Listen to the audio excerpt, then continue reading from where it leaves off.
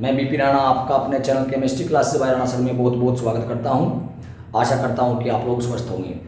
देखिए, आज मैं आपके लिए एक बेहद इंपॉर्टेंट टॉपिक लेकर के आया हूं कि किसी यौगिक में, चाहे वो कार्बनिक हो या अकार्बनिक हो, उसमें किसी तत्व की प्रतिशतता या यौगिक का प्रतिशत संगठन कैसे ज्ञात किया जाता है। तो देखिए, बड़े ध्यान से देखिएगा, बड़ी अच्छी वीडियो है और वीडियो को पूरा देखिएगा। तो देखिए, चलते हैं कि कैसे किसी यौगिक में किसी तत्व की प्रतिशतता ज्ञात कर सकते हैं। चलिए स्टार्ट करते हैं। तो मैंने आपकी सुविधा के लिए सूत्र पहले ही लिखा हुआ है, जिससे आपका टाइम और डाटा बच जाए। तो सूत्र होता है कि यौगिकों में तत्वों की प्रतिशतता कैसे ज्ञात की जाती है। तो उसका सूत्र होता है यौगिक में तत्व का कुल परमाणु भार बटे यौगिक का अनुभार और गुणा 100। जैसे कि पहला मैं एग्जांपल लेता हूं जल का, H2O में। बेटा, अगर हमें H2O में हाइड्रोजन और ऑक्सीजन दोनों की प्रतिशतताएं ज्ञात करनी हो तो उसके लिए क्या करते हैं। तो सबसे पहले ध्यान रखें, मैंने आपको पहले वीडियो में बताया था कि अणुभार इसके लिए बहुत इंपॉर्टेंट है। अणुभार इतना इंपॉर्टेंट टॉपिक है, वो 11th हो चाहे 12th हो या कोई सी भी क्लास हो केमिस्ट्री की, उसमें अणुभार का बहुत ही बड़ा रोल होता है।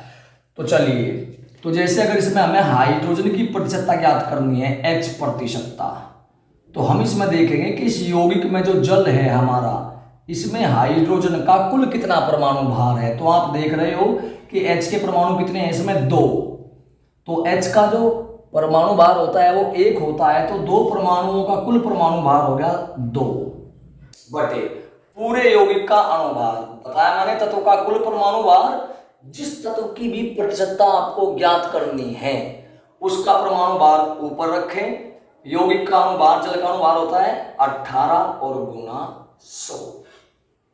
इसी प्रकार अगर हमें ऑक्सीजन की प्रतिशत मात्रा ज्ञात करनी है तो ये देखें कि जो सूत्र दिया गया है, जो यौगिक दिया गया है, उसमें उस तत्व का कितना परमाणु भार है। तो हम देख पा रहे हैं कि जल में ऑक्सीजन का परमाणु है 1 और 1 परमाणु का परमाणु भार 16 होता है ऑक्सीजन का। तो बस बन गया 16 बटे 18 गुणा 100। अगर आप इसको सोल्व करेंगे तो 2 9 18, 100 बटे 9, 100 बटे 9 का मतलब हो जाएगा लगभग 11.111%। इसी प्रकार 2 8 16 और 2 9 18 यानी 800 और बटे 9। तो जब आप इसको कैलकुलेट करेंगे तो ये लगभग आ जाएगा आपका 88.88%। ध्यान रखें, अगर किसी यौगिक में 2 ही तत्व हैं, जैसे इसमें हाइड्रोजन और ऑक्सीजन, तो दोनों की प्रतिशतताओं का योग 100 के बराबर होना चाहिए, लगभग 100 के बराबर। थोड़ा बहुत कम हो जाए उसमें कोई बात नहीं होती। तो आप देख रहे हैं कि 88 11 99, 88 11 99, 99.99 का मतलब वही 100%। इसका एक दूसरा तरीका भी है। मान लिया किसी तत्व में किसी यौगिक में 2 ही तत्व हैं, हाइड्रोजन और ऑक्सीजन। आप केवल एक का निकाल लीजिए, क्योंकि दोनों कितने बैठेंगे 100। आपने हाइड्रोजन का निकाल लिया कितना, 11.11%। तो ऑक्सीजन का निकालने के लिए आप ये भी कर सकते हैं कि ऑक्सीजन परसेंटेज बराबर होगी 100 माइनस हाइड्रोजन प्रतिशतता, यानी 100 माइनस 11.11, तो आ जाएगा आपका 88.88 या कह लीजिए 88.89। ये हर एक यौगिक पे अप्लाई होता है। मान लिया अगर हमारे पास में भाई सोडियम कार्बोनेट है Na2CO3, इसमें हम देख पा रहे हैं कि सोडियम है, कार्बन है और ऑक्सीजन है। आप सोडियम की और कार्बन की निकाल लीजिएगा, उनको जोड़िए और 100 में से घटा दीजिए, ऑक्सीजन की अपने आप निकल आएगी। यही नहीं, लास्ट वाले की ज्ञात करनी है, आप सोडियम की और ऑक्सीजन की निकाल लीजिएगा, दोनों को जोड़िए, 100 में से माइनस कर दीजिए, कार्बन की अपने आप फाइंड हो जाएगी। चलिए आगे बढ़ते हैं, 1-2 एग्जांपल और लेते हैं। चलिए, जैसे लिखा हुआ है सोडियम कार्बोनेट ही लिखा हुआ है, तो इसी की हम बात कर लेते हैं। तो सोडियम कार्बोनेट Na2CO3, इसमें हमें सोडियम, कार्बन और ऑक्सीजन तीनों की प्रतिशत मात्राएं ज्ञात करनी है। तो सबसे पहला काम है हमें पता हो सोडियम कार्बोनेट का अणुभार कितना होता है। आपको जानकारी होगी इसका अणुभार होता है 106 सोडियम कार्बोनेट का। अब हमें अलग अलग तत्वों की प्रतिशत मात्राएं ज्ञात करनी है। जैसे सोडियम की प्रतिशत मात्रा होगी कितनी, सोडियम के परमाणु कितने हैं इसमें 2, तो टोटल परमाणु भार 23 दूनी 46। सोडियम का परमाणु भार 23 होता है तो 23 दूनी 46, 46 बटे 106 और गुणा रखना है भाई 100। इसी प्रकार अगर हम कार्बन की प्रतिशत मात्रा ज्ञात करने जाते हैं तो कार्बन का परमाणु कितने हैं 1, 1 का परमाणु भार 12, तो 12 बटे कुल परमाणु अणुभार यौगिक का 106 गुणा 100। इसी प्रकार ऑक्सीजन की प्रतिशत मात्रा ज्ञात करने का नियम सीधी सी बात है, जो सोडियम कार्बन आए उसे 100 में से घटा दीजिए या फिर डायरेक्ट कीजिएगा जैसे बताया गया। ऑक्सीजन के परमाणु कितने हैं 3, परमाणु भार होता है 16, तो 16 3 48, 48 बटे 106 और गुणा 100। चलिएगा तो जब आप इनको सोल्व करेंगे तो ये आ जाएगा लगभग 43.39%। ठीक है जी। कार्बन आ जाएगा लगभग 11.33% लगभग, थोड़ा क्योंकि ये 11.333 मान लिया, इसको 11.34 लिख दे कोई दिक्कत नहीं है। ऑक्सीजन परसेंटेज या तो दोनों को आप जोड़ सकते हैं, अदरवाइज डायरेक्ट निकालेंगे तो उससे आएगा 45.28%।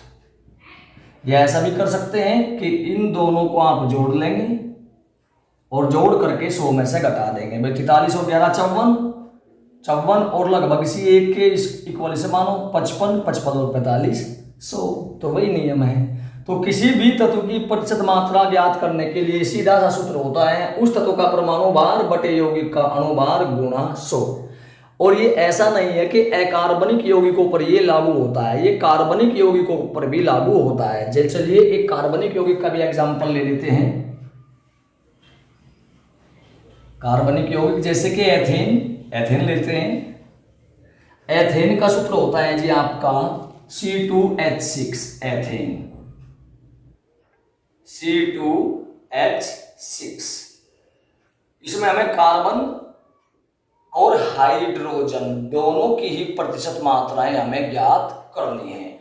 तो उसका अणुभार कितना होता है जी 12 दूनी 24 और 1 6 6, 24 और 6 30, अणुभार हो गया 30।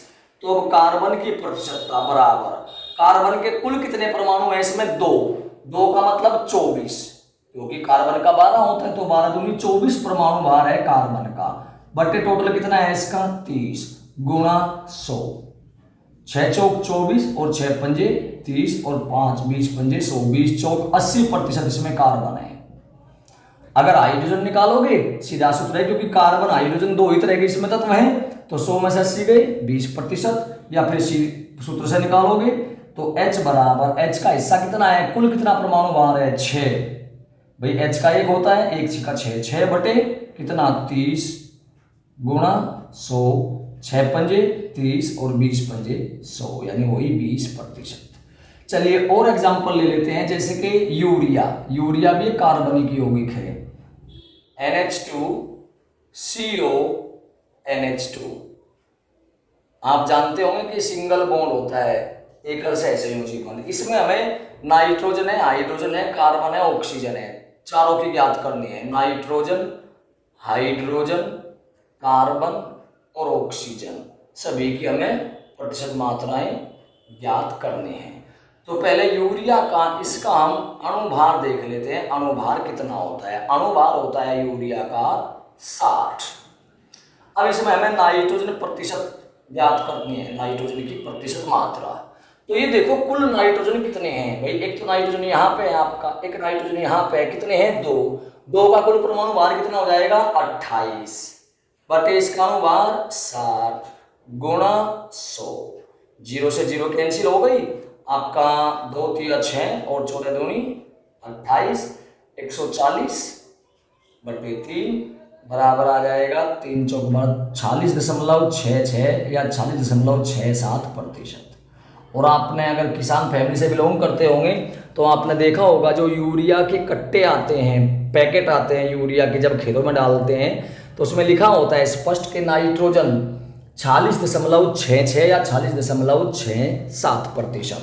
अब बात कर लेते हैं जिसमें हाइड्रोजन की, अगले तत्व की। हाइड्रोजन 2 तो इसमें यहाँ पर है ये वाले, और 2 ये है। टोटल कितने हाइड्रोजन? 4। 4 का टोटल परमाणु भार 4 ही होगा बटे 60 गुणा 100। 15 चौका 60, 15 आ गया ये।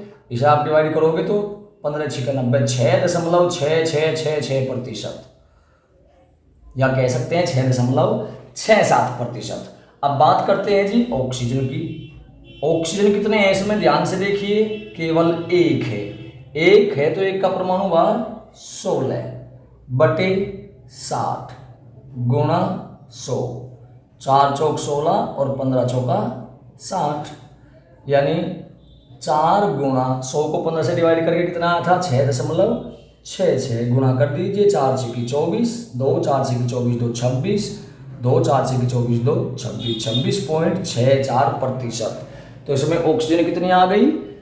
26, मैं दिखा देता हूं आपको, 26.64% आ गई इसमें ऑक्सीजन। अब कौन रह गया? अब रह गया इसमें आपका नाइट्रोजन हो गया, हाइड्रोजन हो गया, ऑक्सीजन हो गया। अब कार्बन को देखते हैं। कार्बन के कितने परमाणु हैं इसमें? केवल एक है। एक का परमाणु भार 12 बटे कुल परमाणु भार 60 गुणा 100। 12 पंजे 60 और 20 पंजे 100। कार्बन आ गया इसमें 20%। तो ये है आपका यूरिया का प्रतिशत संगठन। बहुत बार न्यूमेरिकल में क्या देता है, ऐसे दे देता है कि यौगिक का प्रतिशत संगठन ज्ञात कीजिए। उस कंडीशन में आपको क्या करना है कि जितने भी उसमें तत्व हैं हर एक की प्रतिशत मात्रा निकाल के बतानी होती है। जैसे अगर इसी सवाल में मैं जोड़ दूं कि यूरिया में विभिन्न तत्वों का प्रतिशत संगठन, परसेंटेज कंपोजिशन इन यूरिया, वो हमें फाइंड करनी है, कैलकुलेट करनी है, तो वो इस तरह से हो जाएगी। जैसे इसमें हमने नाइट्रोजन, हाइड्रोजन और ऑक्सीजन का निकाल लिया, कितने कितने आए? 26.64, ये 6.26 इसको सारे को एक मान लीजिए 33 और आपका 46, लगभग कितना बैठ गया आपका? 79, लगभग इसी 80 बैठ गया। 80 और 20 100, यानी इन तीनों को जोड़ करके भी आप चौथे वाले की प्रतिशत मात्रा ज्ञात कर सकते हैं। तो इस प्रकार आप किसी भी यौगिक में, चाहे वो अकार्बनिक हो चाहे वो कार्बनिक हो, तत्वों की प्रतिशत मात्रा ज्ञात कर सकते हैं। अगर वीडियो अच्छी लगी हो तो लाइक और शेयर जरूर कीजिए और मेरे चैनल को सब्सक्राइब कीजिए। Chemistry classes bye Rana sir. धन्यवाद। जय हिंद, जय भारत।